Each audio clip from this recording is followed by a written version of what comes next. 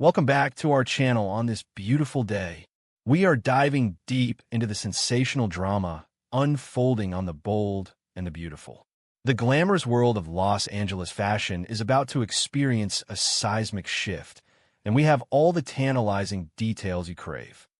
Let's explore the captivating twists waiting for us. The glittering facade of a newly expanded Logan fashion brand is about to crack under the immense, crushing weight of corporate expectations. Following the highly anticipated internal fashion showcase, Hope Logan Spencer and her lead designer, Deke Sharp, are anxiously awaiting the official verdict from their new boss, Katie Logan Spencer. Hope took a massive, life-altering gamble by officially resigning from Forrester Creations, defecting to her aunt's rival company, and bringing Deke along with her. She staked her entire professional reputation on the belief that she could build a fashion empire free from the condescending, toxic leadership of Steffy Forrester Finnegan. However, the exhilarating high of her secret defection is about to crash into the harsh, uncompromising reality of the cutthroat fashion industry. The preliminary designs that Hope and Deke poured their hearts and souls into are about to face the ultimate test, and the results will send shockwaves through the Logan offices. Katie Logan Spencer, wielding her newfound executive power with ruthless precision and a sharp eye for global marketability, is not one to sugarcoat the truth. When the dust settled from the private runway event, Katie pulls Hope aside for a private, devastatingly honest conversation. The brunette powerhouse will explain that while a few elements of the showcase showed promise, the vast majority of the presentation completely missed the mark. Katie is acutely aware that the Logan brand is currently engaged in an all-out corporate war against the legendary Forrester Creations. To compete with the iconic haute couture that Steffi and Ridge Forrester produce, Katie needs designs that are revolutionary, sophisticated, and undeniably powerful. Unfortunately, Katie's assessment of Deke's preliminary work is that it leans far too heavily into the realm of being overly fluffy and lacking the necessary high-fashion edge required to dominate the industry. For Deke Sharp, this brutal feedback is nothing short of a professional nightmare. Deke has been desperately searching for a massive career breakthrough, especially after his previous stint at Forrester Creations ended in disappointment. When Hope offered him the position of lead designer of the Logan brand, it felt like the ultimate vindication. Now, with Katie openly questioning whether his aesthetic can truly compete on a global scale, Deke's entire future at the company is suddenly hanging by a very precarious thread. Katie might even suggest to Hope that Deke simply is not the right fit for the ambitious, aggressive vision she has for the Logan empire. This harsh critique will undoubtedly trigger Deke's deep-seated insecurities, leaving him wondering if he is genuinely valued for his creative talent or if he was merely brought along as a comfortable pawn in Hope's revenge plot against Steffi. Hope Logan Spencer finds herself trapped in a suffocating psychological dilemma as she absorbs Katie's devastating critique. The disappointment is visceral, striking at the very core of her confidence. Hope desperately needs this new line to be an unmitigated triumph to prove to Steffi, Ridge, and her own mother, Brooke Logan Forrester, that she is a visionary force capable of succeeding outside the protective walls of Forrester Creations. Instead of accepting defeat, Hope's stubborn loyalty and fierce determination will kick into overdrive. She will vehemently defend Deke's talent, arguing that his vision simply needs more time to be refined and aligned with the Logan brand's ultimate goals. Refusing to let her lead designer take the fall, Hope will commit to working grueling, exhausting overtime hours to completely overhaul the collection, ensuring that the next batch of designs meets Katie's impossibly high standards. The sheer magnitude of this corporate gamble is beginning to take a severe toll on Hope's personal life, creating a ripple effect of anxiety that touches everyone around her. Liam Spencer, who has been aggressively championing Hope's defection and acting as the ultimate hype man for the Spencer-Logan alliance, will undoubtedly grow concerned as he watches his wife push herself to the brink of exhaustion.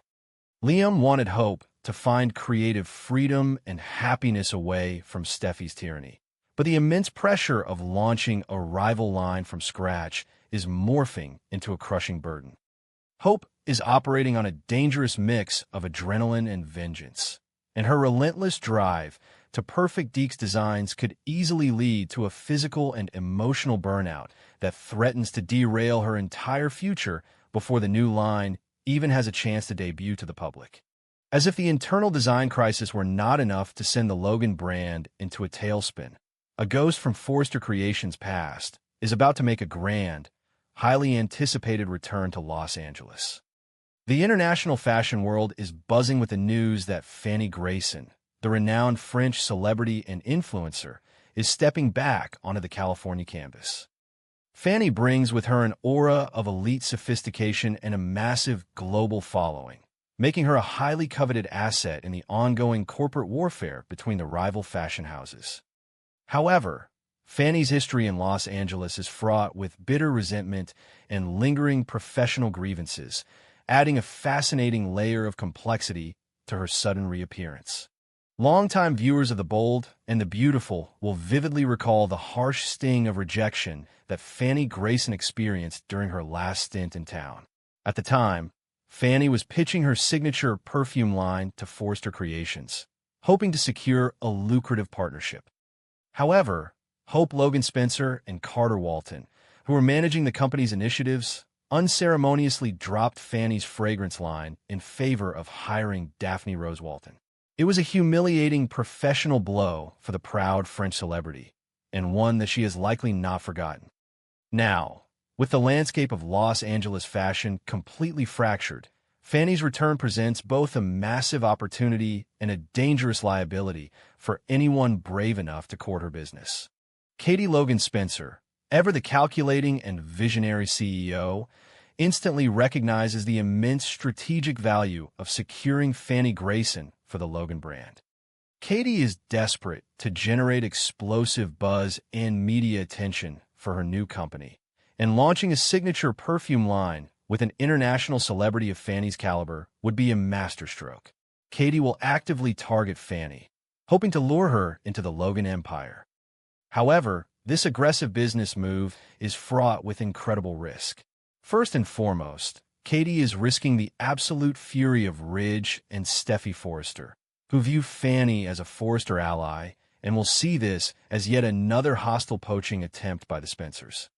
The bad blood over the stolen Eric Forrester designs is already boiling, and stealing Fanny would only pour gasoline on the raging inferno of their corporate war.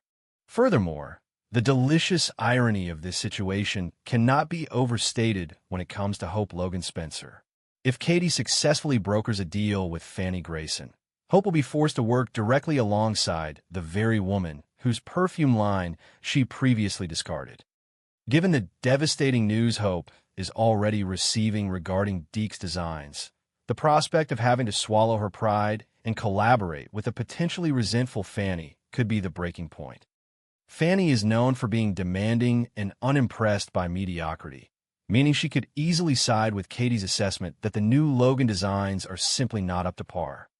The tension in the Logan design room is about to reach a boiling point, and Hope will have to navigate a labyrinth of bruised egos and past grievances if she wants her new fashion line to survive its infancy. Meanwhile, far from the corporate boardrooms, a deeply personal and toxic drama is brewing following an explosive night of passion. Melissa Dillon and R.J. Forrester, both nursing shattered egos and profound loneliness, recently crossed a dangerous physical boundary by sleeping together after a night of dancing and commiserating at the bikini bar. As the intoxicating haze of the night before begins to fade into the harsh light of morning, R.J. takes Dillon out for breakfast to seemingly cheer her up. However, the romantic gesture is underscored by a heavy, suffocating blanket of anxiety.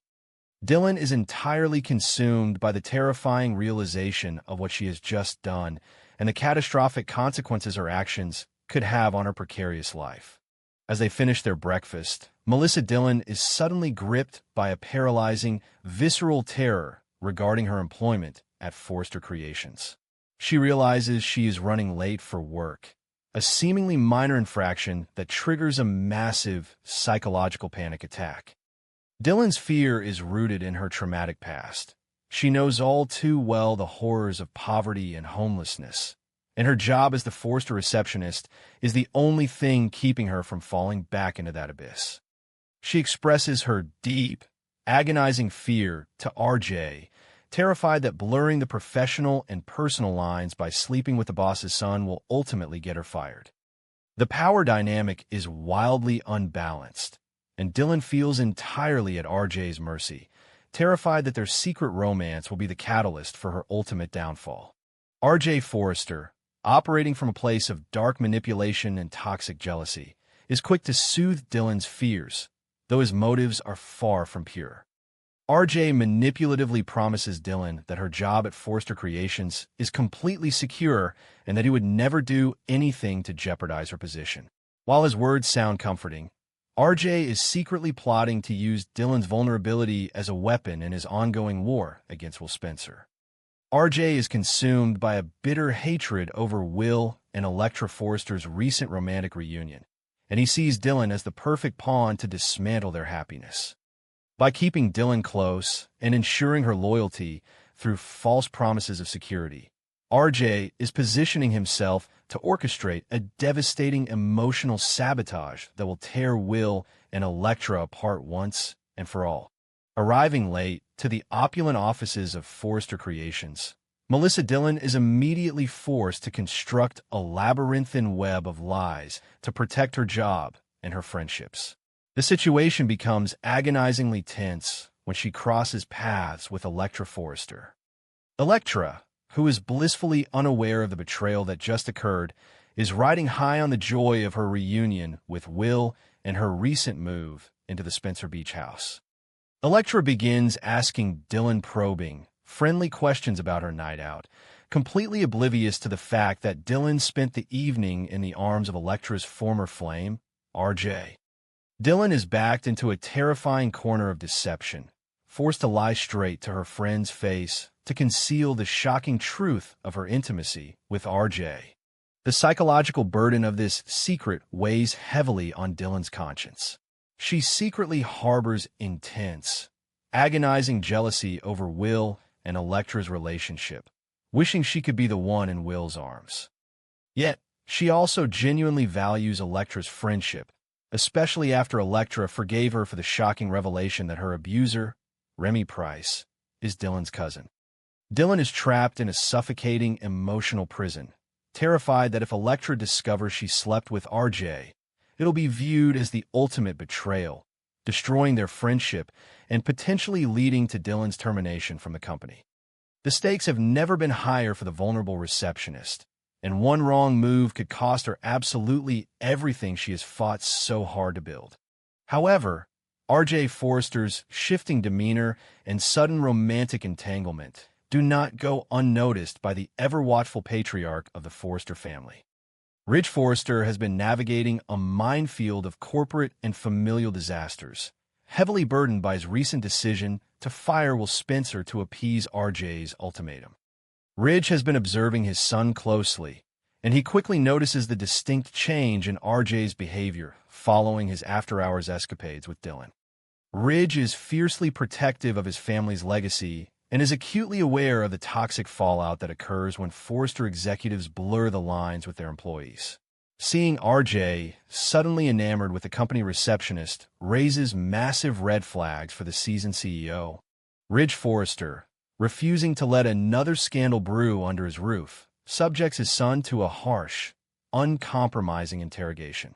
Ridge corners RJ, demanding answers about his sudden romantic interest in Melissa Dylan. Ridge's suspicion is twofold. He worries that RJ is abusing his power and position within the company, and he also suspects that RJ is using Dylan as a pawn to distract himself from the agonizing pain of losing Elektra to Will Spencer.